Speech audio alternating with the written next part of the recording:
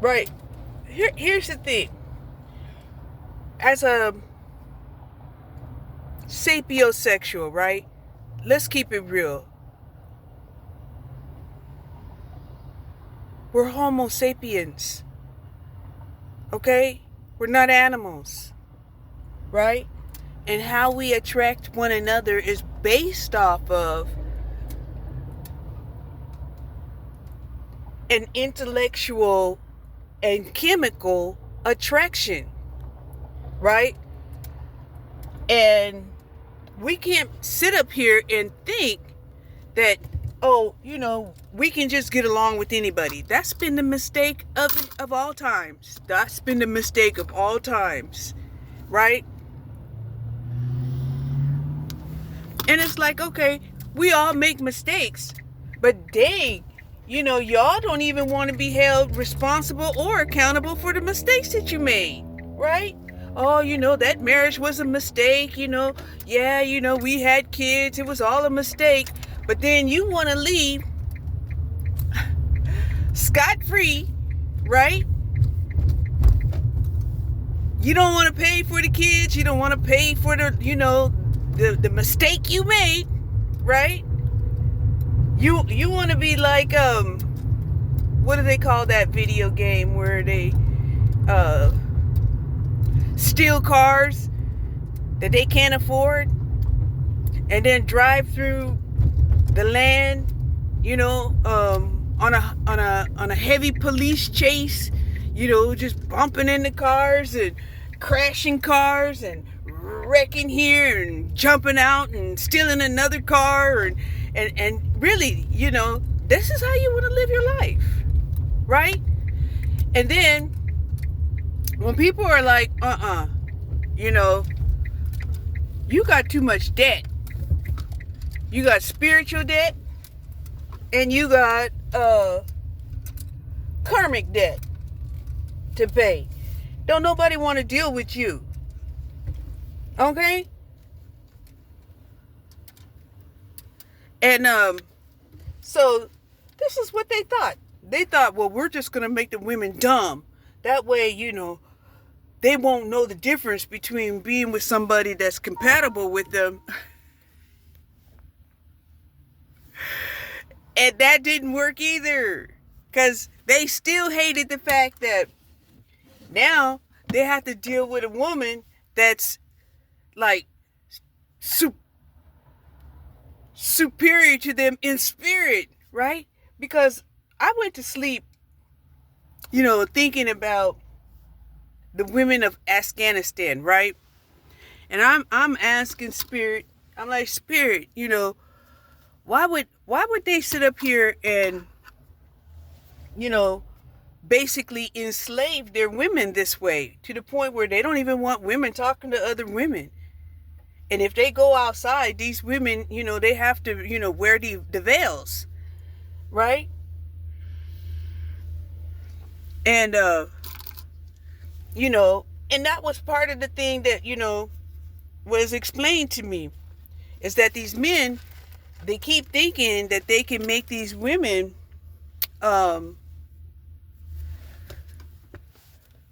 uneducated, and then that way they'll be smarter than the women. And I'm like, but don't they know that they can't be smarter than the women? They just can't, right? Isn't it written that women had eaten of the apple of knowledge even before them?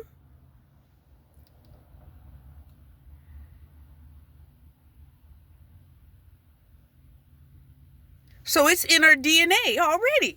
It's in our DNA to be smart. And it's in their DNA to be latent,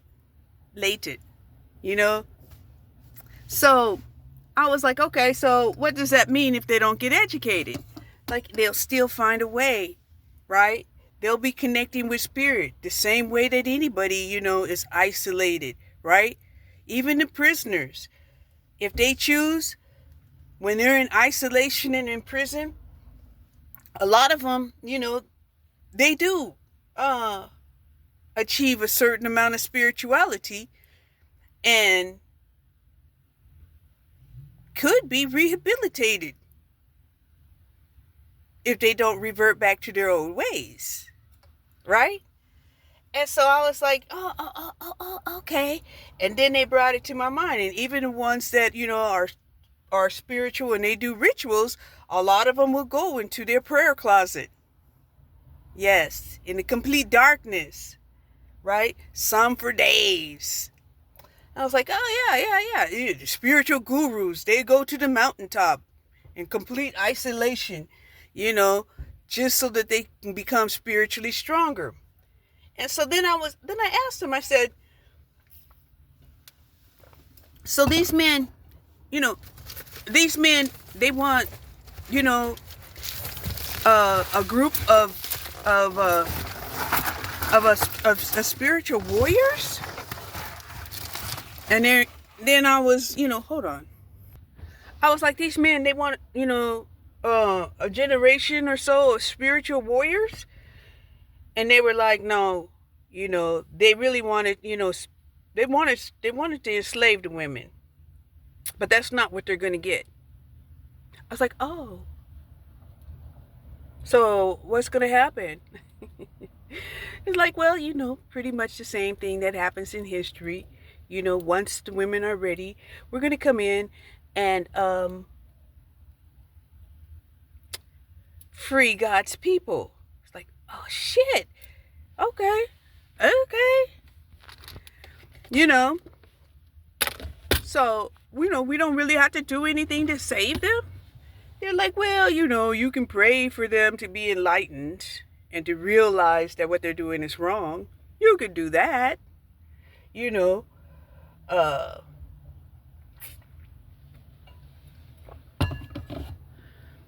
could try to intervene and put them in a loop so that they can't execute this imprisonment of the women. You can do that. I was like, okay, that's interesting. So,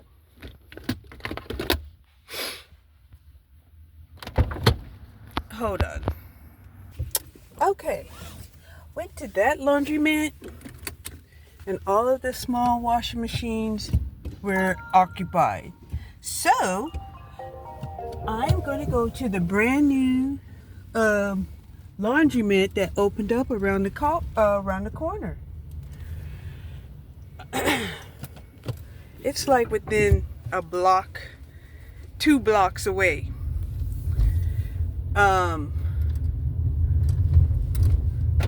Yeah. And it didn't look like they were offering any free drying at this location. That was one of the things I was kind of thinking that, oh my gosh, it would be nice if I went there again and they gave free dry. But no, that wasn't the case. I was looking at the dryers and they did look like, they wanted 25 cents. They weren't saying free. So that's what I'm doing while I'm out and about right now. I gotta wash some clothes. I got to buy some dog food. And I think that's what I'm going to do, in between, cycles.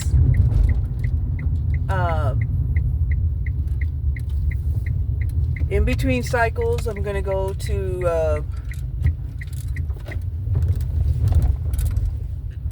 do my errands. And, yeah. Another beautiful day, right?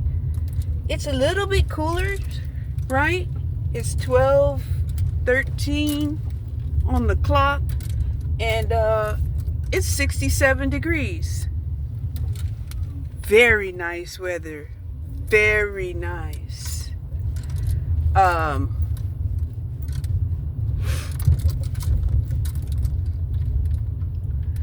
So anyway,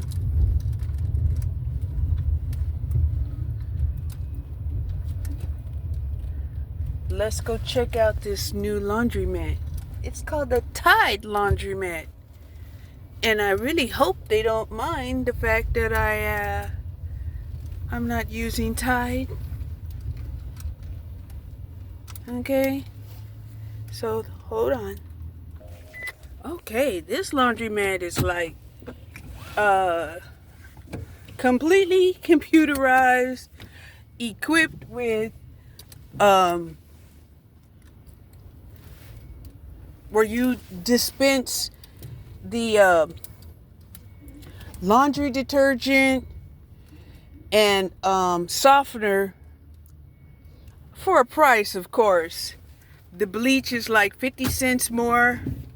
I'm like, okay, that's kind of nice, you know, because this is great when, you know, you don't want to haul around your own detergent and your bleach and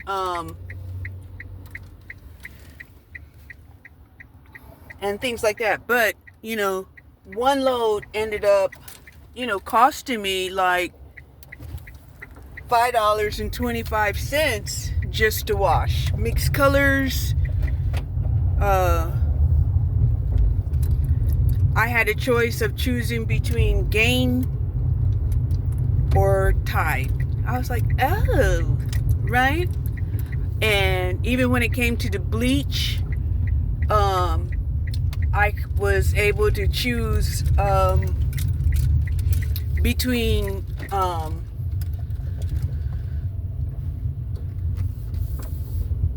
you know, bleach for whites only or bleach for, you know, mixed colors. And I was like, oh, right? So, you know, it was definitely worth the experience, right? This is something that I'm definitely going to have to review. And that was one of the things that the lady had told me. She was like, well, you know, go ahead and review. The dry is 25 cents for 6 minutes. You know, I definitely had to be given instructions on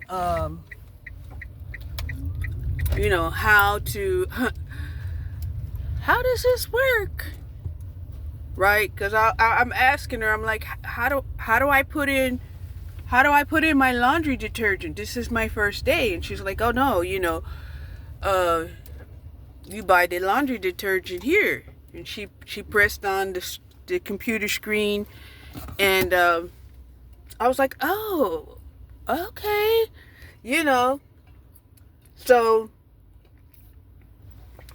on one hand, you know, that's great, you know, for people, you know, that don't want to lug around, you know, the containers of laundry, bleach, and softener. You know, they can just have it all there. Hold on, I'm going into the store to buy some dog food. Okay, I swear, I cannot go to Walmart and just go in and get what I said I was going in there for. I turned around and bought some kale salad mix and some spinach. They had some boneless pork loin on sale, right? Because when we can get meat for $2, you know, if you don't know you should jump on it, then let me tell you, if you can get meat for $2 a pound or under, you need to jump on it. You need to jump on it like right away. Okay? Hi, birdie. Yeah. And then, you know, of course, you know, I was amazed at the selection of dog food. And that they also carry Rachel Ray at Walmart. I was like, what? They carry Rachel Ray at Walmart? You know, but even though my dog likes Rachel Ray, it's not her favorite. She likes it, and it does her body good. But she also needs scientifically engineered dog food for older dogs. So I bought her a small bag of that and her old-time staple favorite, which was gravy train, because my dog likes gravy. I don't care what anybody says. She loves gravy. And even sometimes, like I said, you know, putting A-Drock soup in her dog food, you know, she loves it. She loves it. You know, or chicken soup in her dog food. She loves it. Because my dog loves gravy. She wants the sauce. Yeah, my dog wants the sauce. And so yeah, I bought her some gravy train. So what I'm gonna do is I'm going to alter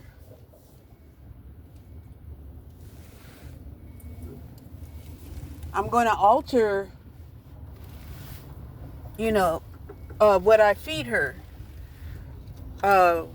Because I feed her like twice a day. I give her a cup in the morning and I give her a cup in the afternoon. And she's a good weight, right now. Even though she's just a little bit heavy, I probably need to, you know, make it more of a real cup, because, you know, of course, you know, we overflow the cup, right? But yeah,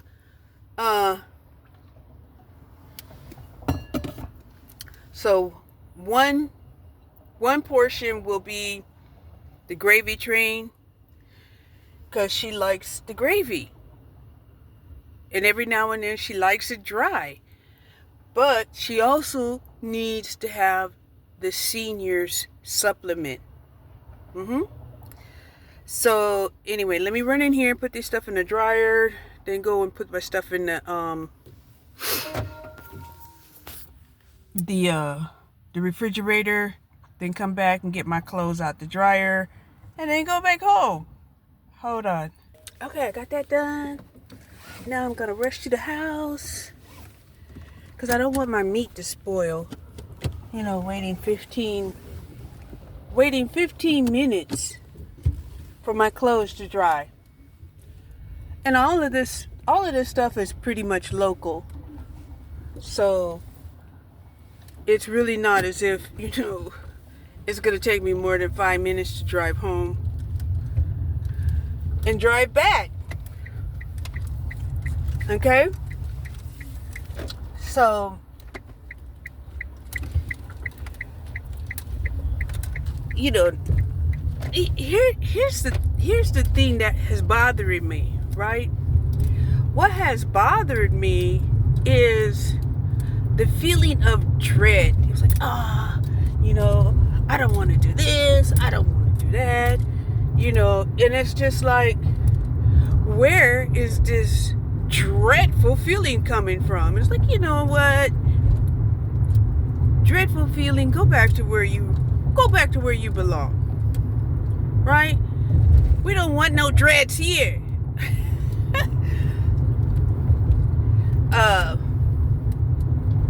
So yeah. So getting back to what I was talking about was, you know, men want to claim that they are actually the cerebral ones, right? However, they're not the cognitive one, right? I was listening to some men just constantly argue. Oh, they can do this and they can do that. And it's just like, yeah, but they can do this and that, but they don't have the cognitive skills of analytics, right? You speak analytics and they want to stop at step number 1. Okay. And of course they were arguing, that's not true, you're a liar, right?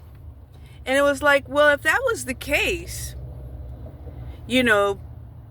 why did they make exceptions for men to get into college? Mainly men. Eventually they allowed women, but let's go back to the point. Why did they allow men to get into college on sports scholarships, right? Y'all probably don't remember, but they used to have to pass them. They had to pass them because of their athletic ability, right? Or they had to pay someone to tutor them or do the work for them. It didn't matter at that point, because if men wanted to have an athlete, go into the, onto these teams, they made it happen.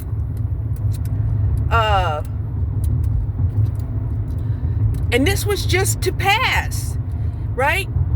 And so then, our society had argued, listen, our universities is for scholastic achievement. It is not to play games. So then they made it a requirement that you can't get into these universities and get a scholastic scholarship to the universities without at least a B average. Not an A, but a fucking B. Okay? And oh my God, they was crying. It was like, you're not fair. We could barely pass our classes because we're dumb jocks. How do you expect us to be able to be smart and athletic at the same time? Right? And society was like, you mean to tell me you can't walk and talk and think at the same time?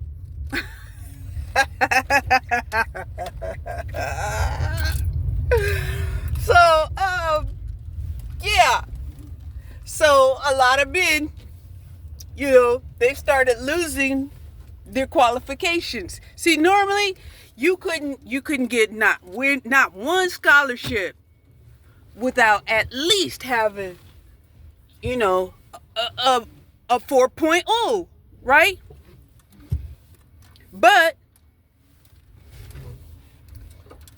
a B average is what? Like a 3 point? Something like that. It's just like, shit. These men are so manipulative. Anyway, hold on.